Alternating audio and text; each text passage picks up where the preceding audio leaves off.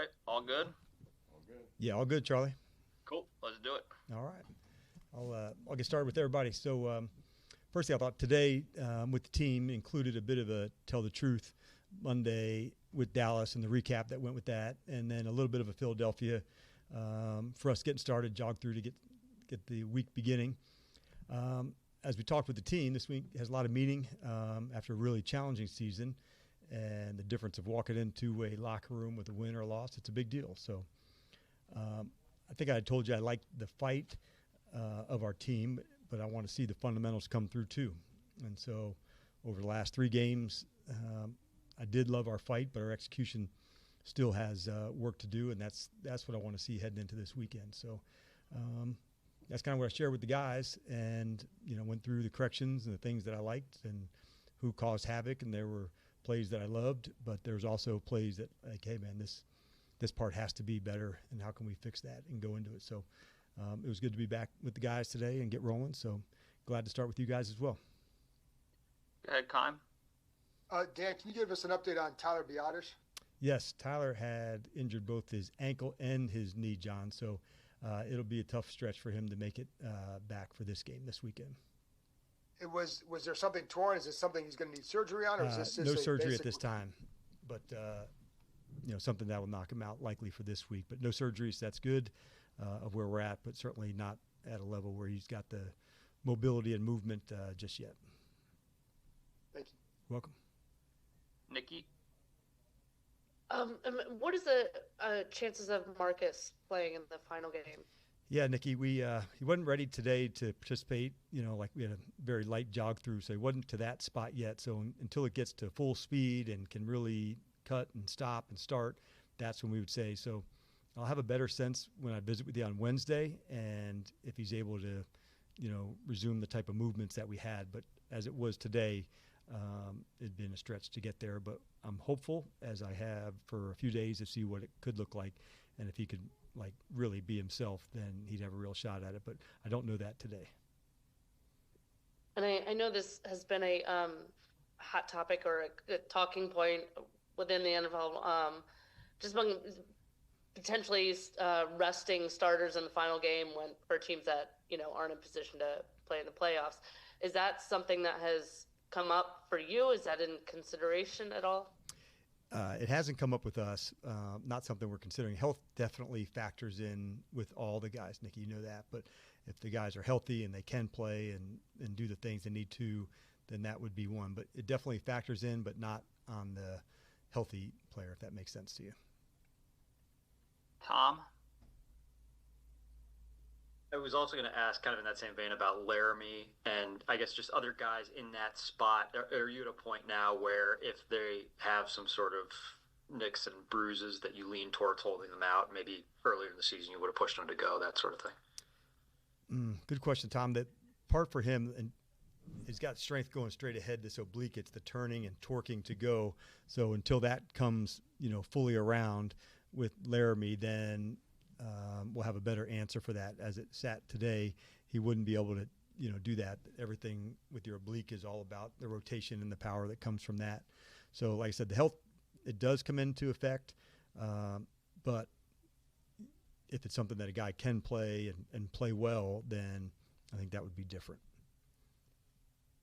And then I just wanted to ask kind of more broadly, and we've asked you this earlier in the season about, balancing, taking a look at younger guys versus more experienced guys and how you kind of try to do both. Does that calculus change at this point entering week 18? Are you at a point where you might give a bit of a longer leash, I guess, to some of the younger players where maybe you wouldn't have a month ago?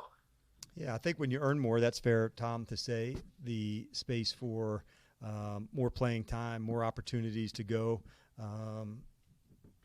and featuring those guys in spaces. Sometimes it's not even as much the extended playing, Tom, as it is, they get their ops, whether it's a, part of a first part of a progression, featured in some certain down and distances. But that definitely, some extended looks could also be by design, if that makes sense. May not even be the volume of plays, but the design too. David Aldridge? Hey, Dan. With regard to the fundamental errors, are you seeing physical mental combination, and is one more vexing than the other? Yeah, the mental one's more vexing for sure. Like when like a technique where like it calls for a certain coverage, a certain check, a certain route, a certain split. Those are the ones for sure that you want to make sure, okay, that part is eliminated.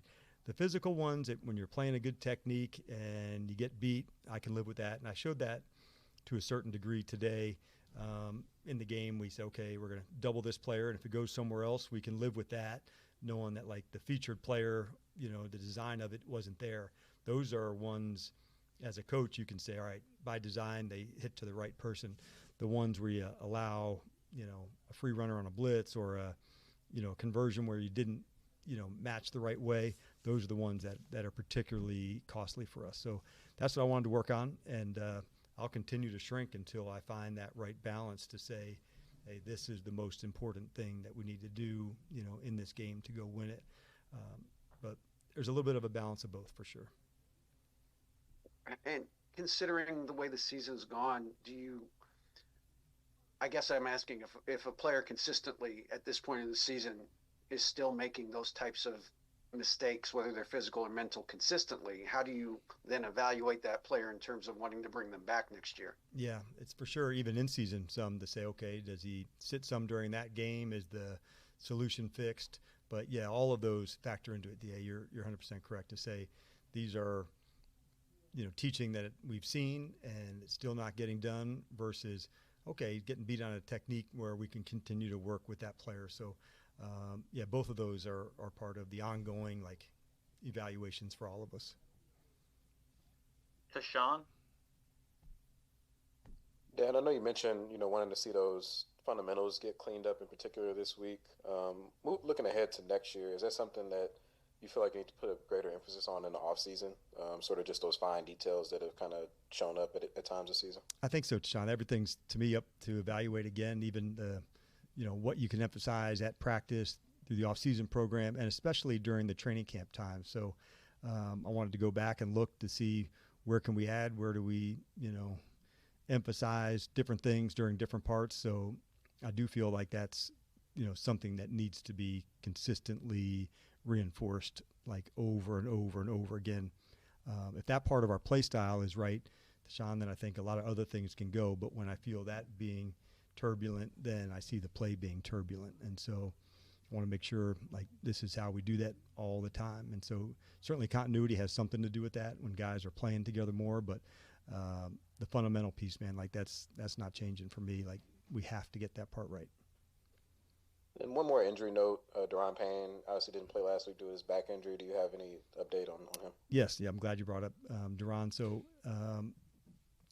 he was able to do the walkthrough today, so I would think that's a good sign for him heading into the week of where it's at. His back was not in a good space day of game, but treatment through then from the last few days, I would say he's trending in the right way for sure for us. So that's a good sign. Scott? Hey, Dan, if Marcus can't go on Sunday, how do you see the quarterback situation playing out? Yeah, we'd lean and start with Josh again, Scott. And then as far as behind him, we'll just still discuss that between Sam and with Jeff. But if Marcus couldn't, then we'd lean in with Josh again. And there was honestly a lot that I liked in the game. I know it was a short week, but the preparation of what and how we featured him, I thought was the right space. And, from a decision-making process, I thought, Josh did a lot of things correct that I liked. So we would lean in that way again for sure if Marcus can't. What is this week like for you, Dan? Because this is the final week. You guys are all going to be together. I mean, this is a team that's been together, since OTAs and mini camp. Yes. I guess from the emotional aspect, bittersweetness, what are the feelings right now knowing this is the final week together? Yeah, because I think what I said to the guys, Scott, I know behind the scenes, there's a lot of unseen work that goes into it that people aren't lining up to talk about. But I would say that I'm the one that does notice that of all the extra time on rehab, the extra time, on the unseen work. So I want to let them know that I do see that and I appreciate it. And so there's no brotherhood quite like a football brotherhood. And so into this space, their chance to, go against another division team and playing for one another. I've seen a lot of that from our team, Scott. And so that's a group, that I certainly love to represent, no doubt about it. Donna? Hey, Coach. You talked a little bit about cleaning up areas headed into this final game against Philadelphia. What are some things that you still, you mentioned a few of them, but some things that that you need to clean up in this week headed into Philly? Yeah, going into this game. Yep, that's right. And I thought we were closer, Donna, on the turnover margin of going into that game against Philadelphia. We threw one interception, but we really felt that would be one of the difference makers in the game. Could we come out on the end in the plus side of the turnover margin against them? Now I guess this has been 1-3, against them so far with another game to go. And the turnover margin for us, that's such a big piece of it. So that would be, for me, going into it, number one, top of the pile. Going into the game, I kind of reviewed again all three phases again this morning. I think the field position is going to be a big piece of this too, and I think Tress has been somebody, Percy, Owens have been ones, especially on our punt team, that I thought they've made a big impact. If they can put them down inside, 15, 10-yard line and have to go the long way, that would be a big deal for us. But turnover margin, defensively, always tackling, and on the offensive side, we're going to have to sustain some drives, and that's going to include winning some on third down. Philadelphia doesn't give up a lot of explosives, and when the opportunity is there for the 4-yard catch that you can extend into 5 or 6 and get a first down, those are important plays. So those are a few of the things that come to mind right off the bat, Donna. And for your younger players this year that you drafted, Bill, some of those other Connolly and all of them, have you seen them grow? Have they surprised you in any way this year? I thought with Jalen, coming in, I knew the return skills were going to be good. But I thought, quite honestly, after being with him every day and watching him catch punts, I thought they were exceptional. His ability to track it, his ability to make somebody miss. And so in a season on punt returns, you don't get 50 chances, at returns generally. The punters who are good can angle and direct it to go. But I thought he had really shown real moxie as a returner. This is not the easiest place, outdoors and wind and everything that goes with the punt returns. So he's been somebody that's impressed. Certainly Bill has, right from the beginning. There was always a moment or two in training camp early on, the cut, the explosiveness. And so to see a 70-yard run, that just doesn't happen very often in our league. And so it showed the speed that he's capable of. So certainly pleased with that. Trey, I would say, exceeded my expectations in some regards just by his ability to compete right from the very beginning, Donna. Patience at the line of scrimmage, always in control. And I thought you could really tell like he really put a lot of work in to earn the starting job. And then Josh coming in on the same space, I thought he's gained a lot of experience. He's been a better run blocker than I thought, even coming out of Oregon. I knew he'd have the athleticism to pass protect because he could change direction. But if you look at like the long reverse play to Debo or, the combination run on the one to Bill, he was right in the middle of some of these key blocks. I think that's something that will continue to get better as it goes. So with more strength and experience and size, I'm trying to think who I'd left out, but I've been pleased with the class. They're a mature group and ready to work. And so that part, having meaningful roles as rookies, that's a big deal. Thanks. You're welcome. Ben? Hey, Dan. Just curious, Quan Martin snaps have gone down in recent weeks, pretty low for him this last game. Just curious what led to that change in his role. Yep. There was a busted assignment, Ben, that eliminated some of his reps. And so, as I was kind of referring to with David earlier, there had been a big mistake in the game regarding coverage. And so there were consequences to that. I'd like to also say, I love Quan, and I believe in him. And that's not so unusual when a difficult play happens, that you change and they have to come stand on the sideline for a moment. Because my belief in him is sky high, but that would have been the reason behind the less playing time in that specific moment.